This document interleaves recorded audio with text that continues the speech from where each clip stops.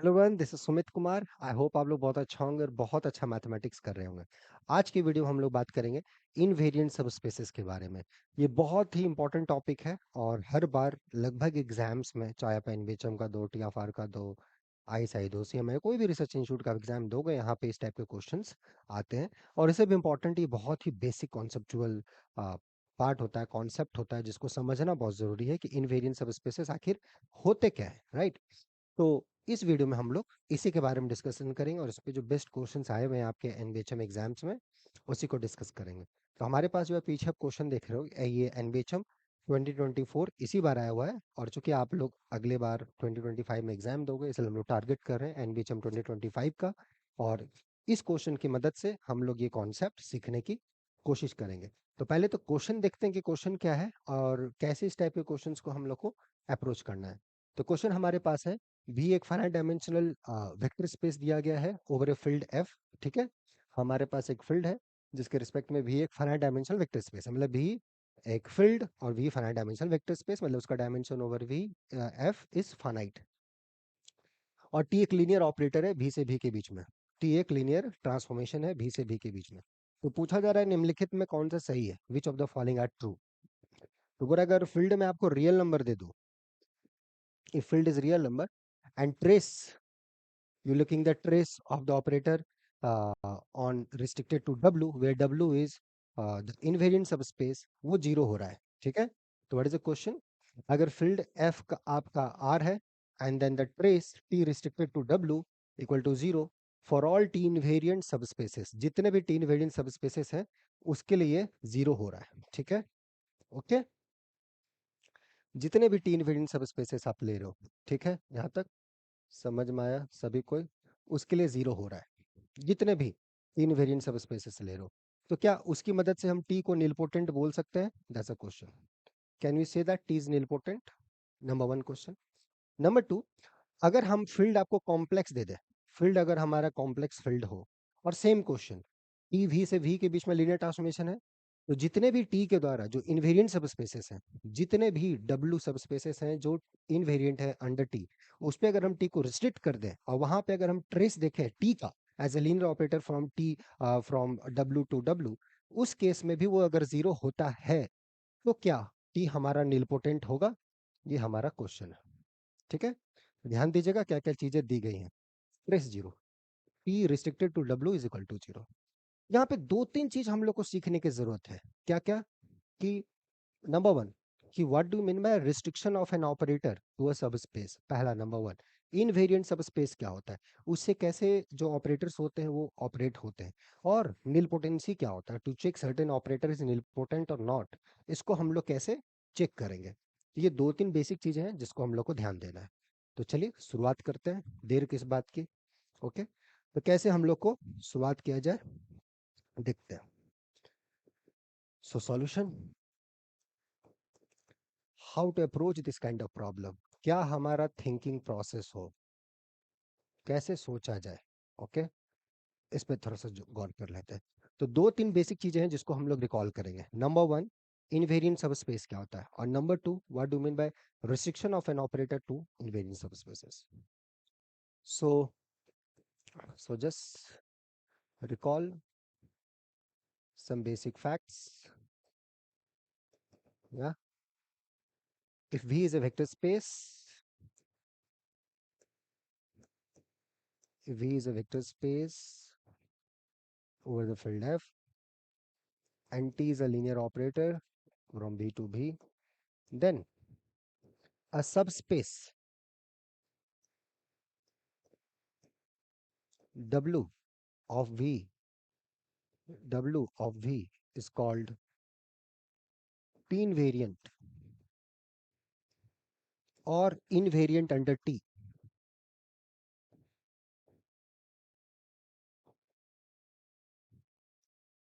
अगर W का image W के अंदर हो, right, that is T of small w belongs to W for all W small w belongs to capital W। कहने का मतलब W का इमेज अगर हम देखें अंडर दिस ऑपरेटर T, मतलब ये जो फंक्शन T है, इसका हम डब्ल्यू का इमेज देखें तो डब्ल्यू का अंदर कंटेंट होना चाहिए, कहीं नहीं जाना चाहिए बाहर। अगर ऐसा होता है तो ऐसे सबस्पेस को हम बोलेंगे कि ये टी इनवेरिएंट सबस्पेस है। पहले बात, हमारे पास कुछ एग्जांपल्स हैं इनवेरिएंट सबस्पेसेस के। हाँ भाई है, कौन सा? Trivial space, zero space, zero का इमेज जीरो। फुल स्पेस, भी से भी इनवेरिएंट है। इन दोनों के अलावा भी हाँ है, कर्नल है, रेंज है, ये सारे चीजें हैं। तो ये आपके लिए एक्सरसाइज दे देता हूँ, इसको आप कर लेना। So this is small exercise. Yes, ठीक है। यस, सो लिखिए, ये जो kernel of T and range of T, these are t invariant subspaces. Okay, ये सब t invariant सबस्पेसेस होते हैं। कोई भी लीनियर ऑपरेटर हो, किसी भी स्पेस में हो, कोई भी वेक्टर स्पेस हो, as long as you are working over V to V, this is done. ठीक, तो आ जाइए यहाँ पर। साथ ही साथ, अगर number two, if W is T invariant, then अगर हम रिस्ट्रिक्ट कर दें टी को डोमेन, तो this is a linear operator. ये एक लीनियर ऑपरेटर हो जाता है, राइट? क्योंकि डब्ल्यू का इमेज आप डब्ल्यू पे ही भेज रहे हो, है ना? डब्ल्यू का इमेज कहाँ जा रहा है? डब्ल्यू पे ही। तो एक टी इनवेरिएंट सबस्पेस हो गया, एक टी इनवेरिएंट ऑपरेटर हो गया आपका, ठीक है। तो चूंकि ये हुआ, तो ये जो आपका जितने भी सब स्पेसेस हैं जो टीन वेरिएंट है, तो डोमेन पहले आपका भी था, टी वी से भी के बीच में मैप था। लेकिन भी का कोई सब स्पेस आप लेते हो जो कि टीन वेरिएंट हो रहा है, तो टी को अगर वहां पे रिस्ट्रिक्ट कर दोगे, डोमेन अगर उसका उस डब्ल्यू को बना दोगे, तो फिर बहुत ही मजेदार निकल पाएगा ऑपरेटर। अब चूंकि फाइनाइट डायमेंशन में आप काम कर रहे हो, यहाँ फाइनाइट डायमेंशन दे दिया, this definition hold for any spaces. तो इसके आप सब स्पेसेस, इसका जो आइगन वैल्यूज है, ट्रेस है, डिटर्मिनेंट है, सब कुछ बातचीत कर सकते हो। यहाँ पे क्या दिया हुआ है, यहाँ गिवन क्या दे दिया है, यहाँ बोला कि भैया इस टाइप के जितने भी इनवेरिएंट सब स्पेसेस है ना, सबके लिए हमारा ट्रेस जीरो है, फॉर ऑल टी इनवेरिएंट सब स्पेस डब्ल्यू। ये दे रखा है यहाँ पे क्वेश्चन, उसके बेसिस पे पूछा जा रहा है, तो क्या पी हमारा निलपोटेंट है? ये क्वेश्चन है, क्वेश्चन पहले समझो क्या है, ठीक है। तीन वेरिएंट, पी हमारा निलपोटेंट है कि नहीं। अब nilpotent operator finite dimension case में अगर you have to check that this operator is nilpotent और नॉट, क्या आपको करना पड़ेगा? अगर somehow you can show that all eigen values are zero, then we are done, right? So next slide पे, so again you should recall, right? If B is a finite dimensional vector space, यहाँ पे चूंकि field आपका real और complex का बातचीत कर रहा है, कोई बात नहीं, so I'll stick to this, and P is a linear operator from B to B, then this T is nilpotent if and only if all eigenvalues of T,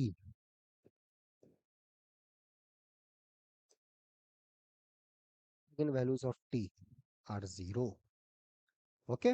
सारे के सारे आइगन वैल्यू आपके जीरो होने चाहिए, तब बात कुछ मजेदार निकलेगा। इसको प्रूफ करना, ये आपके लिए एक्सरसाइज है। Exercise is good for health, ऐसा मैं नहीं, डॉक्टर्स बोलते हैं। जरूर करो इसको, ठीक है, करना मेरे लिए मत, अपने लिए करना। अपने लिए आप करोगे तो थोड़ा सा फायदा होगा आपको, ठीक है। सो डू दिस, कि निलपोटेंट ऑपरेटर है तो ये है, ये है तो वो है, ओके। अब इन सारे को क्लब करके I am going to answer this question, ठीक है। चला जाए। सो फर्स्ट में आपको दे रखा है द फर्स्ट ऑप्शन में कि फील्ड बोला है कि मैं ले लेता हूँ रियल नंबर, ठीक है भाई ले लो। टी हमारा लीनियर ऑपरेटर से लीनियर ऑपरेटर है, सच दैट जितने भी इनवेरिएंट सबस्पेसेस हैं उनके लिए अगर मैं ट्रेस निकालूं तो जीरो हो रहा है, for all T invariant subspaces W. तो क्या टी निलपोटेंट होगा? रियल फील्ड है, रियल फील्ड में क्या ऑपरेटर्स का आइगन वैल्यू हमेशा एग्जिस्ट करेगा, रियल रियल होगा?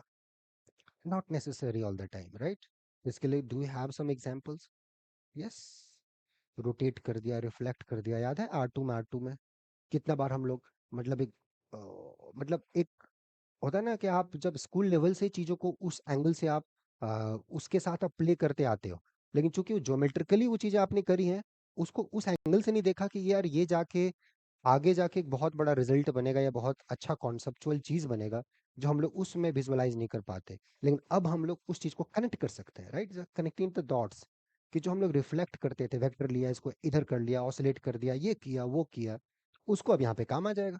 तो वही हम लोग करेंगे, ताकि कुछ वेक्टर फिक्स ना हो, कुछ जो भी वेक्टर ले वो सेम डायरेक्शन में ना जाए या उसके अपोजिट डायरेक्शन में ना जाए, स्केलर मल्टीपल ना हो, राइट? उसी को तो यहाँ स्केलर मल्टीपल्स बोला जाता है। तो उस टाइप का ऑपरेटर हम लोग कंस्ट्रक्ट करने की कोशिश करते हैं, और ऐसा करें कि इसके पास दो ही इनवेरिएंट सब स्पेस हो जाए। तो 2 डायमेंशन में काम करते हैं R2 में, और खींच लेते हैं कि नहीं ऐसा कुछ नहीं पॉसिबल है, तो बात बन जाएगा। So this is not true in example. For example, अगर we will take R2 and T, if we consider this operator, right, just xy, send it to y minus x. Check this. इसका अगर आप associated matrix बनाओगे with respect to standard basis, तो ये 0 - 1 1 0 with respect to standard basis, जो R2 का standard basis है, E1 E2 ये आएगा। और देख लो, इस ऑपरेटर के जो इनवेरिएंट सबस्पेसेस हैं दो ही हैं केवल, ट्रिवियल और full space. So 0 and R2, these are the only two invariant subspaces. Question is why. ऐसा क्यों मैंने लिखा भाई? मैथ में तो बिना वाई का कोई काम चलेगा नहीं, क्यों ऐसा लिखा? मेरी इतनी हिम्मत कैसे हुई ये चीज लिखने की, है ना? मैथ में तो हिम्मत होना चाहिए, कैसे हिम्मत हुई? अगर, क्योंकि R2 का डायमेंशन 2 है, राइट, तो सब स्पेसेस का डायमेंशन क्या होगा? 0 होगा, 1 होगा, 2 होगा। तो ये तो हमेशा इनवेरिएंट है। अब बचा कौन सा proper noun trivial subspace? One dimensional. One dimensional अगर इनवेरिएंट हो रहा है किसी भी वेक्टर स्पेस में, तो इसका मतलब जो वेक्टर जो वन डायमेंशनल मतलब एक ही वेक्टर से स्पैन होगा, वो नॉन जीरो वेक्टर इसका आइगन वेक्टर हो जाएगा। और वो चूंकि आर में आप काम कर रहे हो फील्ड में, तो मतलब उसका रियल आइगन वैल्यू मिल जाएगा। बट इस ऑपरेटर का कोई रियल आइगन वैल्यू नहीं है, राइट? क्योंकि जब आप टी स्क्वायर कंप्यूट करोगे, जब टी स्क्वायर करोगे तो माइनस आउट आएगा, माइनस आइडेंटिटी ऑपरेटर, ठीक है? टी ऑपरेट किया, फिर से एक बार टी ऑपरेट करो, बात बन जाएगा। अरे, मैथ को प्रूफ कर लो मेरे दोस्त, ठीक है? उतना भी टेंशन में मत आ जाओ कि मैथ से नफरत हो जाए। सो वाई माइनस एक्स, फिर से उसको अप्लाई करो। So minus x minus y, so this is minus of x y, right भाइयों बहनों? So T square equal to minus I. चलो नेक्स्ट पेज में चल जाते हैं, क्या दिक्कत है? So T square x of y equal to minus of x minus of y, that's nothing but minus I xy. So that implies t square equal to this. तो यहाँ जो इसका मिनिमल पॉलिनोमियल t है वो lambda square plus 1 आया, और इसका कोई भी आइगन वैल्यू रियल नंबर नहीं, क्योंकि t आइडेंटिटी है नहीं, और ये लिस्ट डिग्री पॉलिनोमियल है जो एनिलेट कर रहा है इसको, मोनिक है, डन, ठीक है, हो गया। सो t हैज नो आइगन, तो वन डायमेंशनल कोई भी स्पेस t इनवेरिएंट नहीं होगा, हेंस वो मेरा कंडीशन सेटिस्फाई हो रहा है। और साथ साथ ये भी देखोगे, अगर आप जो ट्रेस देखोगे, trace of t, zero operator, zero, और ट्रेस ऑफ टी, यही दो सब स्पेस इनवेरिएंट थे, ये जीरो। ये मैं यहाँ पे आपको समझा रहा हूँ, एग्जाम हॉल में तो तुरंत क्लिक करेगा, तुरंत टिक मारना है। अभी तो हम लोग एग्जाम हॉल में नहीं, तो थोड़ा समझ लें बेसिक तरीके से, कॉन्सेप्चुअली चीजों को समझ ले, ज्यादा फायदा होगा आने वाली चीजों के लिए, एग्जाम ही पास करने के लिए नहीं, कि रिसर्च ओरिएंटेड एक माइंडसेट भी डेवलप हो, ठीक है? कि हाँ यार ऐसे करना है, ऐसे करना है, राइट, है ना? तो ये, so trace of T restricted to R2 अपना जीरो आ गया, ठीक है? ओके, तो सारे हाइपोथेसिस को आपको सेटिस्फाई कर दिया, but T is not nilpotent.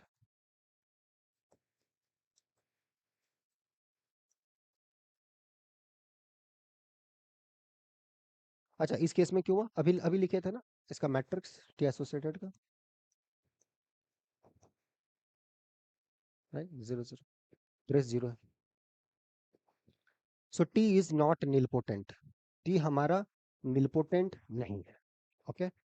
So the option that we are doing, right, so this one अगर हम लोग देखें तो ये फॉल्स है।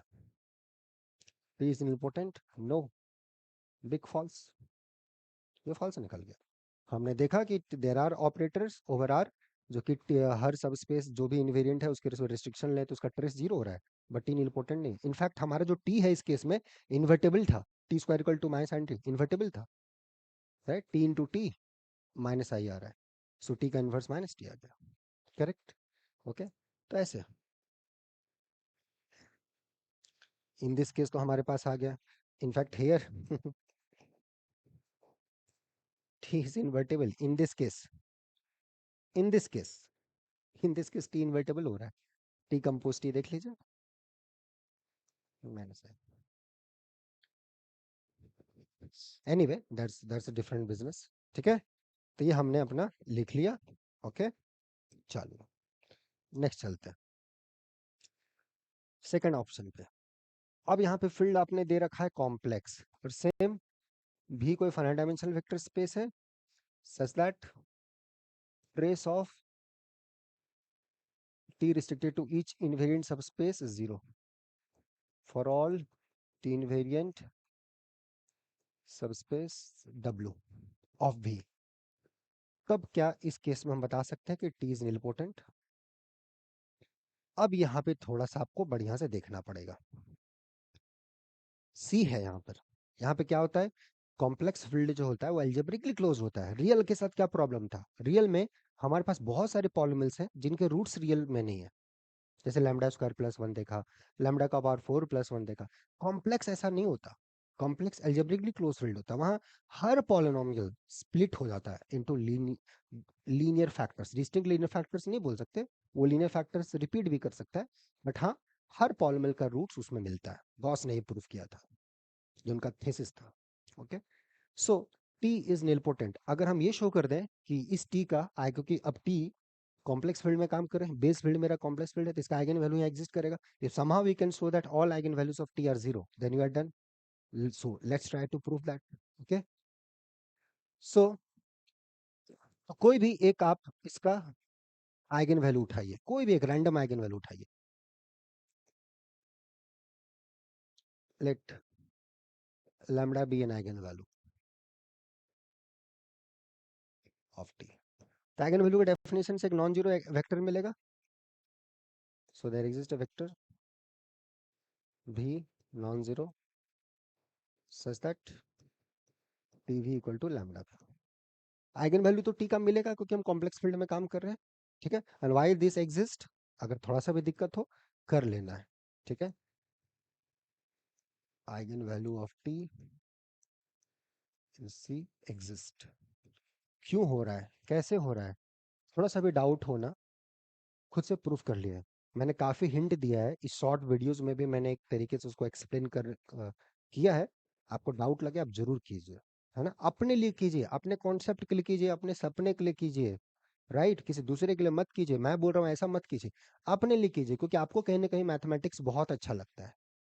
तो फॉर योर गुडनेस कि हाँ आई लव मैथमेटिक्स, मुझे अच्छा लगता है, मैं करूंगा। मेरा मार्क्स एमएससी में जो भी आया हो, बीएससी में मेरा मार्क्स जो भी आया हो, मैं कितना बार फेल किया हूँ, कुछ भी किया हूँ लाइफ में, कोई फर्क नहीं पड़ता। अब मैं बहुत अच्छा हूँ, बहुत अच्छा करना चाहता हूँ लाइफ में मैथमेटिक्स में। अब मुझे आगे बढ़ने से कोई नहीं रोक सकता है। ये एटीट्यूड थोड़ा ले आइए अपने अंदर, उतना ही जरूरत है, उतना से देखिएगा आपका ग्रोथ होना स्टार्ट हो जाएगा। थोड़ा सा भी इसमें कहीं डाउट लगे कि हाँ मुझे अब हेल्पिंग हैंड्स की जरूरत है, तो यहाँ जुड़ सकते हैं। यहाँ रेगुलर बैचेस हर एग्जाम के चलते हैं, और इससे भी इम्पोर्टेंट मैथ को सीखना, मैथ को सोचना, एक अच्छे तरीके से वो चीज़ों को ग्रोथ में लाना, ताकि सोचने पे हम लोग मजबूर हो जाए, वो जरूरी है। उसके लिए यहाँ जुड़ सकते हैं, रेगुलर बैचेस चलते हैं, चाहे नेट हो, गेट हो, टीएफआर हो, एनबीएचएम हो, आईएसआई हो, सीएमआई हो, है ना, हमेशा। तो बस अपने आप को इग्नोर मत कीजिए, अपने आप को ज़्यादा डाउन में मत ले जाइए। हाँ नहीं आती उसको एक्सेप्ट भी कीजिए कि हाँ भैया नहीं आता है, पहले मैंने बहुत कामचोरी करी है लाइफ में, एक्सेप्ट भी कीजिए, फिर उस पर आगे बढ़िए, आपको कोई नहीं रोक सकता है, ठीक है। तो इसको जरूर कीजिएगा। सो आइगन वैल्यू का डेफिनेशन हमने यूज करा कि ठीक है, टीवी इक्वल टू लैम्डा भी फॉर सम वी, है ना। आइगन वैल्यू तो एक वेक्टर मिलेगा, या टीवी इक्वल टू लैम्डा भी, जो भी आपको जो अच्छा लगे, यहाँ से यहाँ जाइए, वहां से यहाँ जाइए, डेफिनेशन है। ओके, ना आप काम कीजिए। अब इंफॉर्मेशन देखिए क्या दिया हुआ है, सब स्पेस इनवेरिएंट है, हमने क्या बोला था स्टार्टिंग में ही, अगर टी के आइगन वैल्यूज मिलते हैं तो जो आइगन वैल्यू से जो वन डायमेंशनल सब स्पेस होता है वो इनवेरिएंट तभी होता है जब वो उसका आइगन वेक्टर हो। आइगन वेक्टर मिला, इसे सब स्पेस जनरेट कर देते हैं। ठीक है, so W linear span of भी, दिस इज अ सब स्पेस ऑफ भी, है ना। डब्ल्यू कैसा दिखेगा, अल्फा ऑफ भी, ये हो गया। डब्ल्यू टी वेरिएंट है, क्यों, why, why W Stein variant, आराम से कोई एक वेक्टर उठाए डब्ल्यू का, उसका इमेज दिखा दिया डब्ल्यू के अंदर है। ओके, चलो उठा लेते हैं। जैसे कोई भी एक वेक्टर उठाया, चलो दे देता हूँ प्रूफ। लेट यू, डब्ल्यू से उठाया, तो यू आपका कैसा दिखेगा, यू इक्वल टू सम, so u equal to some alpha v, right. So T of u, alpha of T v. अब टी वी आइगन वेक्टर है तो ये लैम्डा भी आइगन वेक्टर है तो लैम्डा भी हो गया। So alpha times lambda of v, और ये स्केलर मल्टीपल आ गया ना, डब्ल्यू के अंदर चला गया। सो टी ऑफ यू का इमेज डब्ल्यू के अंदर चला गया, so W Stein variant, hence W is T invariant. ठीक है, तो ऐसा ही सब नन्हे मुन्ने से मेरे एक्सरसाइजेस हैं, इसको कर देना है। Okay, now so bye given condition, तो गिवन कंडीशन से क्या आ जाएगा, टी रिस्ट्रिक्टेड टू डब्ल्यू, अगर मैं इसका ट्रेस लूँ तो जीरो आएगा, क्योंकि आपने बोला है कि जितने भी टी इनवेरिएंट सब स्पेसेस हैं उनके लिए जो हमारा जो ऑपरेटर होगा एज ऑपरेटर, रिस्ट्रिक्टेड ऑपरेटर उसमें देखेंगे उसका ट्रेस जीरो हो रहा है। अब ये डब्ल्यू वन डायमेंशनल है, तो वन डायमेंशनल मतलब जो मैट्रिक्स बनेगा इसका वन क्रॉस वन का बनेगा। कोई ऑपरेटर का आपको बोले कि ट्रेस क्या है, तो या तो उसका मैट्रिक्स लिख दीजिए किसी बेसिस लेके, अब डिफरेंट बेसिस लेंगे तो आपको पता है वो सिमिलर मैट्रिक्स होगा। सिमिलर मैट्रिक्स का ट्रेस डिटरमिनेंट सब सेम होता है, तो आँख बंद करके लिख दीजिए। तो यहाँ पे भी बेसिस उठा के लिखेंगे तो ट्रेस आपका लैम्डा आ जाएगा। भी पे ही बेसिस, भी कोई बेसिस मान के इसका ऑपरेटर मैट्रिक्स लिखेगा, लैम्डा आ जाएगा, वन क्रॉस वन का उसका ट्रेस यही आ जाएगा, दिस इक्वल टू लैम्डा। ठीक है, फिर यहाँ से यहाँ कैसे आए, वाई एंड हाउ, जरूर, ठीक है, अपने लिए। So lambda equal to zero, hence तो हमने क्या करा था, एक रैंडम आइगन वैल्यू लिया, उसके लिए हमने दिखा दिया कि वो जीरो है, that means all eigen values of T are zero. So all eigen values of T are zero, so t is nilpotent and that is a proof। ठीक है, तो सेकंड स्टेटमेंट सही निकल गया, क्लियर हुआ। तो जो पहला स्टेटमेंट था जो फील्ड के लिए रियल, ये फॉल्स है, ये फॉल्स लिखना था यहाँ पर, और फील्ड अगर कॉम्प्लेक्स है तो ये ट्रू है। ऐसे ही एनबीएचएम का आता है ऑप्शन, ऐसे ही था, ये था आपका क्वेश्चन। ये जाके भरे पड़े क्वेश्चन है, धीरे धीरे मैं सब सॉल्यूशन दे दूंगा। ठीक है, थोड़ा सा बिजी रहता हूँ, हेक्टिक शेड्यूल रहता है क्लासेस, बट जैसे ही समय मिलेगा मैं डेली बेसिस पे या एक दो दिन के बेसिस पे कुछ ना कुछ आपको देता रहूंगा, ताकि आप सोचने पे मजबूर हो जाए, आपको ये पता चल जाए कि यार मेरे अंदर भी कुछ पोटेंशियल है, मैं भी किसी लायक हूँ, अच्छा कर सकता हूँ, बहुत अच्छा कर सकता हूँ। ठीक है, धीरे धीरे हो जाएगा, बस आप पेशेंस रखिए। पेशेंस बहुत जरूरी है, इसको मत खोने दीजिए। लोग कुछ भी बोलें, कितना भी कुछ बोलें, अपने आप पे बिलीव रखिए, थोड़ा सा पेशेंस रखिए। ओके, जरूर ग्रोथ होगा, अच्छा होगा। और देख लीजिए क्वेश्चन को हमने कैसे बनाया, कितना आसान, बेसिक, कॉन्सेप्चुअल बेस्ड क्वेश्चन है। ये वीडियो हो सकता है 15-20 मिनट या 30 मिनट का हो, जो भी हो, लेकिन अभी ये 15-20 मिनट का है, एग्जाम हॉल में इसको आपको 15 सेकेंड, 1 मिनट के अंदर बनाना है, ये एटीट्यूड है। लेकिन वो 15 मिनट से आप आएंगे 15 सेकेंड में, या 1 मिनट तक, या 1 घंटे 15 मिनट पे, वो आने में बहुत मेहनत लगता है, वो सडनली नहीं आएगा। मैं टिक मार के जा सकता था ट्रू फॉल्स लिख के, लेकिन आपको समझना भी है कि क्या चीजें हो रही है, इसको क्या कॉन्सेप्ट यूज हो रहा है। थोड़ा सा अपने आप पे बिलीव रखिए। ओके, वही मैं बोल रहा हूँ, पेशेंस, जरूर बढ़िया होगा, जरूर अच्छा होगा। ठीक है, ऐसे ही बनाइए, इसको देखिए, आने वाले दिनों में मैं कुछ और भी सॉल्यूशन दूंगा, होप सब कुछ क्लियर हुआ होगा। और आगे आपको और इस टाइप की चीज़ों को जुड़ना है, मैथ को सीखना है बेसिक तरीके से। पहले भी मेहनत किया है, बार-बार फेल हो रहे हैं, चाहे एनबीएचएम में जो भी एग्ज़ाम हो या इस बार नेट गेट का जो भी आपका रहा हो परफॉर्मेंस या पीएचडी का एग्ज़ाम, कहीं भी फेल कर रहे हैं। लग रहा है कि नहीं थ्योरेटिकल चीज़ों को सीखना मेरे लिए बहुत ज़रूरी है बेसिक लेवल से। तो यहाँ पे उस टाइप के रेगुलर कोर्सेज़ हैं। आप जुड़ सकते हैं, उसके लिए मेल कर देंगे noble forum05@gmail.com पे so that we can contact you. बाकी मेहनत कीजिए मन लगा के। हम लोग मिलते हैं नेक्स्ट वीडियो में। Till then enjoy the subject. Take care, bye.